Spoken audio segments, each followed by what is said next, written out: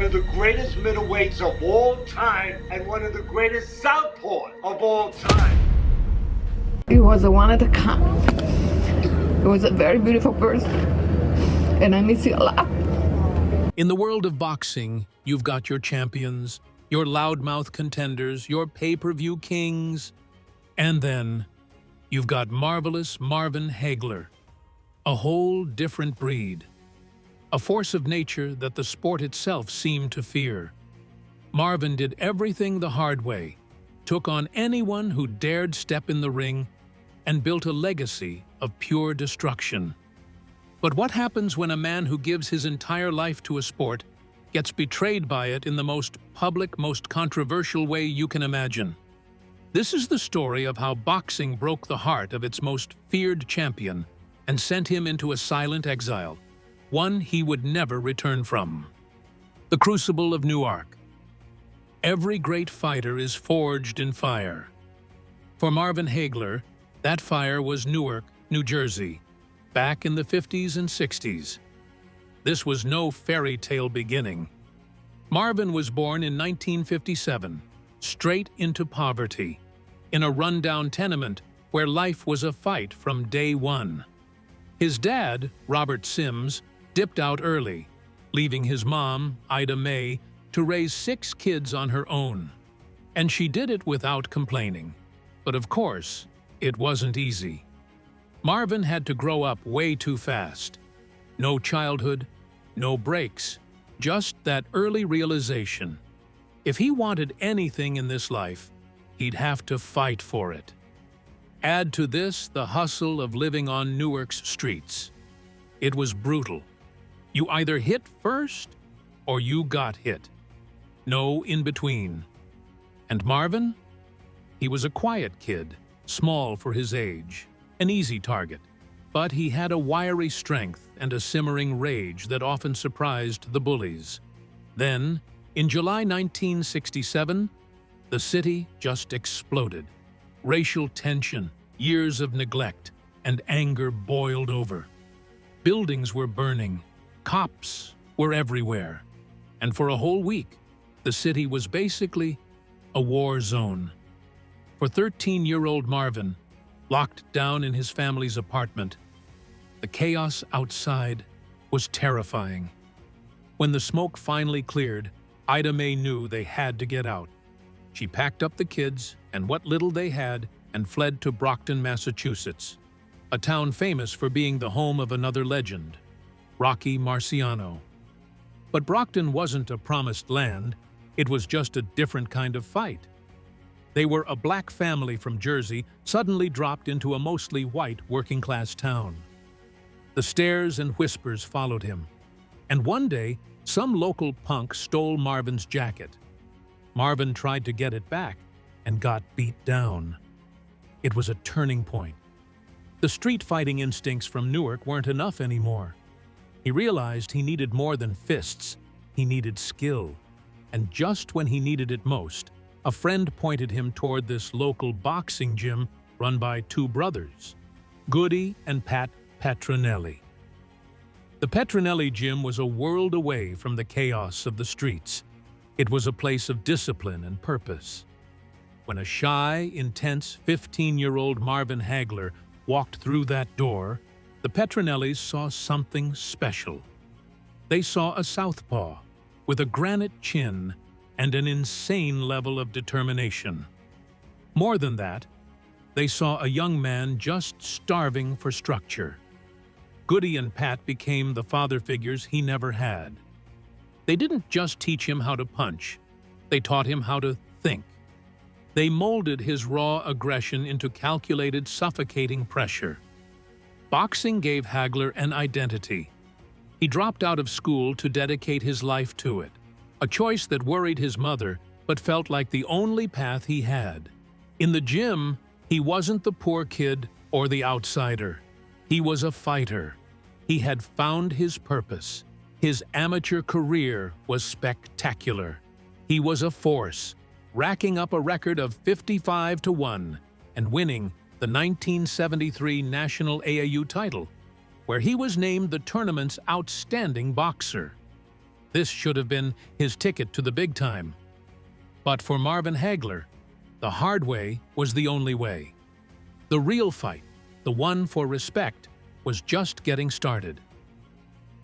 The long road to the top. In pro boxing, there's a highway, and there are the back roads.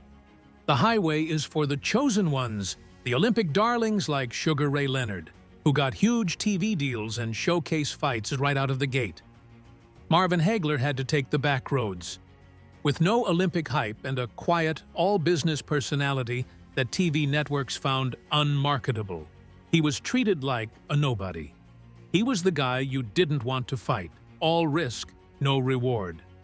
So, the champions and top contenders just pretended he didn't exist, all while he was tearing a path of destruction through the middleweight division. To support his family, he worked grueling construction jobs during the day, pouring concrete under the hot sun. Then, he'd go to the gym and duel in heavy spars. The Petronellis couldn't get him fights in Vegas or New York, so they had to send him into the Lion's Den, Philadelphia. He fought the city's toughest guys in their own backyards. These weren't just opponents, they were roadblocks meant to kill his career.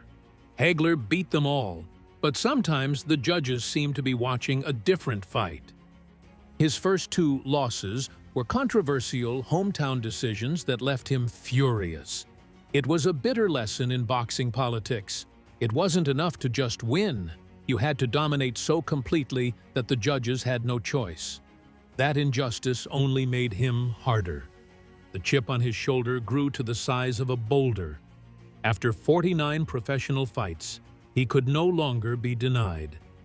And in November 1979, he finally got his shot at the undisputed middleweight title against Vito Antuofermo in Las Vegas. This was it. For 15 rounds, Hagler stalked Antuofermo, landing the harder, cleaner shots, and turning the champion's face into a crimson mess. At the final bell, Hagler raised his arms. Everyone in the arena thought they'd seen a new king crowned. And then, the announcement. A draw. One judge for Hagler, one for Antuofermo, and one even. The belts went back to the battered champion. Hagler stood in the ring, and his face was clearly a mask of pure disbelief. It was a robbery in broad daylight. The system had screwed him again. Most fighters would have cracked, complained, maybe even quit. But Marvin Hagler wasn't most fighters. He didn't complain. He just went back to the gym. 10 months later, in September 1980, he got another shot. This time, he had to fly to London to face the new champ, a cocky Brit named Alan Minter. The build-up was poisoned by ugly racism. Minter repeatedly said, "No black man is going to take my title." For Hagler, who had already put up with so much, it was the ultimate disrespect. This wasn't just a fight anymore. It was personal, deeply personal. When Hagler entered Wembley Arena, he was hit by a wave of pure hate. The crowd was a roaring partisan mob, but the hate just focused him. It channeled all his years of frustration into a cold, precise rage. The bell rang, and what followed wasn't a boxing match. It was an execution. Hagler attacked with frightening intensity, cutting Minter over both eyes in the first 2 rounds. By the third, Minter's face was a grotesque mess of blood, and the referee had to stop the fight. Marvelous Marvin Hagler was, finally, the undisputed middleweight champion of the world. But his moment of triumph was stolen. As the ref raised Hagler's arm, the crowd erupted, showering the ring with bottles and cans. His corner had to form a human shield and rush him out under a police escort. He never got his champion's ovation. His crowning moment was a riot. It was a final, ugly reminder that even when he won, the sport could still find a way to hurt him. The reign of a feared king. Becoming champion didn't soften Marvin Hagler. It made him harder. Having fought through disrespect and politics to get to the top, he had no intention of ever giving it up. He ruled the middleweight division like a warden. His training camps in Provincetown, on the tip of Cape Cod, were legendary for their brutal, self-imposed isolation. No family, no friends, no distractions. Just road work in army boots and sparring sessions that were basically wars. He famously said, "It's hard to get up and do road work at 5 a.m. when you've been sleeping in silk pajamas." Hagler never owned silk pajamas. This discipline forged him into one of the most terrifying champions ever. He was a perfect fighting machine, a switch-hitting southpaw with a granite chin, relentless aggression, and power in both hands. His public persona was just as intimidating. He legally changed his name to Marvelous Marvin Hagler because he felt the networks refused to give him his proper respect. His motto became his identity: destruction and destroy. For 5 years, he lived by that motto. He turned back challenger after challenger, usually in devastating fashion. He took on legends like Roberto Duran and outboxed the master brawler over 15 tough rounds. But one fight, more than any other, defined the ferocity of his reign. On April 15, 1985, he faced Thomas the Hitman Hearns. The promotion billed it simply as The War. That was an understatement. What followed were arguably the most electrifying 8 minutes in boxing history. From the opening bell, it was just pure, raw violence. Hearns came out firing and landed a monster right hand that buckled Hagler's legs and opened a deep gash on his forehead. The blood streamed down Hagler's face, but the punch just seemed to wake something up in him. He didn't back up. He charged forward, walking through Hearns' best shots to deliver his own. The first round is still considered by many to be the greatest round in boxing history. The cut on Hagler's forehead was getting worse, and in the third, the ref paused the fight to have the doctor look at it. The doctor asked, "Can you see?" Hagler, knowing the fight was about to be stopped, just snarled, "I ain't missing him, am I?" The doctor let it continue. Hagler knew he had only moments. He charged across the ring, staggered Hearns with a right, and unleashed a final barrage that sent the hitman crumbling to the canvas. It was a victory of pure will. Marvelous Marvin Hagler wasn't just the best middleweight in the world. He was the baddest man on the planet. He'd cleaned out the division. He was the undisputed king who had beaten everyone. But a ghost from boxing's past was waiting on the sidelines. A ghost with a $1 million smile. His name was Sugar Ray Leonard. The ultimate betrayal. Sugar Ray Leonard was everything Marvin Hagler was not. He was boxing's golden boy, a media darling with a flashy style that TV audiences couldn't get enough of. While Hagler was grinding on the back roads, Leonard was headlining in Vegas. Leonard had been retired for years, citing a detached retina. He took a job as a TV commentator and watched Hagler's reign of terror from ringside. And when he watched Hagler fight John the Beast Mugabe, he saw something nobody else did. He didn't see an invincible monster. He saw a champion who was maybe a step slower, a fighter relying more on power than movement. He saw an opening. So Leonard started calling Hagler out, claiming he could come off a 5-year layoff, move up in weight, and beat the most feared man in boxing. To Hagler, it was just another game, another insult. But the public was hooked. The money was insane. And reluctantly, Hagler agreed. The negotiations were a masterclass in psychological warfare, won by Leonard before a punch was ever thrown. As the challenger, Leonard dictated all the terms, a larger 20-foot ring for more room to run, bigger 10-ounce gloves to cushion Hagler's power, and most critically, a 12-round fight, not the traditional 15. This was huge. Hagler was a diesel engine who wore opponents down in the Deepwater Championship rounds. A 12-round fight favored the sprinter, not the marathoner. Hagler, blinded by the massive payday and his own confidence, agreed to it all. He figured he could beat Leonard under any conditions. He didn't realize he wasn't just fighting Leonard, he was fighting the myth of Leonard, a myth the system was already in love with. On April 6, 1987, the fight was on.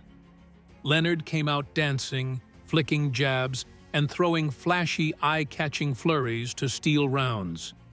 He wasn't trying to hurt Hagler. He was trying to create the illusion of dominance. Hagler, who made a strategic blunder by starting in an orthodox stance instead of his natural southpaw, looked stiff as he stalked forward. The early rounds went to Leonard, not because of effective damage, but because of pure theatrics. By the fifth round, the tide turned. Hagler switched back to southpaw and started landing heavy, thudding shots to Leonard's body. He backed Leonard to the ropes and punished him. Round 9 was all Hagler. He rocked Leonard badly and looked close to a knockout. Leonard survived, but the message was clear. Hagler was now in control. Hagler pressed the action for the rest of the fight. He was the aggressor, walking forward, landing the harder shots. At the final bell, both men raised their arms. Hagler walked back to his corner, grim-faced but confident. A champion has to be beaten convincingly, and he knew he hadn't been. Then came the scorecards. One judge had it 115 to 113 for Hagler. Relief. The next had it 115 to 113 for Leonard. It all came down to the final judge, Jojo Guerra. The score, 118 to 110 for Sugar Ray Leonard. An 8-point margin. It was an absolute joke. It suggested a total blowout. A fight that no one who just watched it could possibly recognize. Hagler's face crumpled in shock and disgust. It was the Antuofermo robbery all over again, but 1,000 times worse. The judges had rewarded a runner over a fighter, style over substance. In that moment, Marvin Hagler's heart was broken. The sport he'd given his life to had delivered its final, most devastating betrayal. Before we continue, what do you think? This decision is still one of the most debated in boxing history. A masterclass by Leonard, or the ultimate betrayal of a champion. Who do you believe truly won the fight? Drop your scorecard in the comments below. Now, back to the story. The Silent Exile. The aftermath was a storm of controversy. Many respected analysts scored the fight for Hagler, calling the decision a travesty. For Hagler, the debate didn't matter. The belts were gone. In the post-fight press conference, his bitterness was obvious. "He knew I beat him," Hagler said of Leonard. "He was doing his alley shuffle, but he wasn't landing no punches." Everyone clamored for a rematch. It would have been one of the biggest fights in history. Hagler wanted it, but on his terms. He wasn't going to beg. He was the champion who had been wronged. But Leonard played games. He was non-committal, floating the idea of retiring again, just letting Hagler twist in the wind. Months dragged on. Hagler waited. The idea of going through another brutal training camp, only to maybe get screwed by the politics of boxing one more time, it started to eat at him. The love for the sport was gone, replaced by a deep disgust. Finally, in June 1988, Marvin Hagler quietly announced his retirement. and he meant it. "I've been waiting for a year for Ray to make up his mind," he said. "I can't wait on him no more. My heart says yes, but my head says no." And then he did something almost no other great champion has ever done. He just walked away. Completely. No training, no commentating. He moved to Milan, Italy, as far away from the American boxing scene as he could get. He reinvented himself as an actor in Italian action movies. He found a peace he could never have found in the States, free from the ghost of Sugar Ray Leonard. But the shadow of that night in Vegas never really left him. In rare interviews, the bitterness would always bubble to the surface. He maintained forever that he won that fight, that the title was stolen from him. He never once watched a replay. The wound was just too deep. A marvelous legacy. Marvelous Marvin Hagler passed away in March of 2021 at age 66. The news sent a shockwave through the boxing world, and the outpouring of respect was immense. For a man who so often felt overlooked, his death revealed just how much love he'd truly earned. His legacy is so much more than that final controversial fight. He is remembered as arguably the greatest middleweight champion of all time, the anchor of the Four Kings era. His reign of 6 years and 7 months included 12 successful title defenses. His 3-round war with Thomas Hearns is the stuff of legend, a display of pure savagery and courage. But his story is really about perseverance. It's about a kid from the broken streets of Newark who, by sheer force of will, climbed a mountain the powers that be never wanted him to climb. He was the blue-collar champion, the working man's hero. And yet, his story is also a tragedy. A cautionary tale about the dirty politics that exist outside the ropes. He gave everything to boxing, and in his biggest moment, he felt the sport he loved didn't love him back. Marvin Hagler's story raises a timeless question. What matters more, winning by any means, or the honor of the fight itself? Was Hagler's exile a tragic end, or was it his ultimate victory? Share your thoughts on his legacy in the comments. And if you want more stories about boxing legends, make sure to subscribe and ring that notification bell. Thanks for watching.